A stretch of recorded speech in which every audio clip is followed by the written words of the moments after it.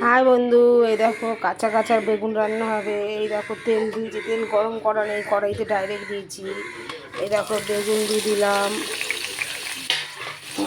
দিলাম, এই দেখো একটু পেঁয়াজ দিয়ে দিলাম। এটা হাতে মাখিয়ে রান্না হবে। একটু সর্ষে বাটা দিলাম, বেশি দিলাম না, বেগুন তো গলে একটুখানি যাবে, অল্প একটু সর্ষে বাটা দিলাম।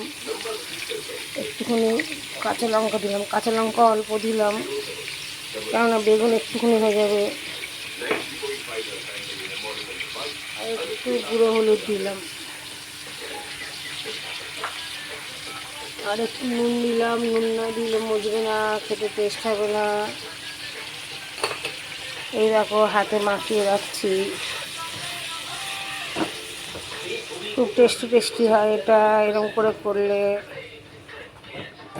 গ্যাস ধরিয়ে কমিয়ে আর ঢাকা দিয়ে দেবো।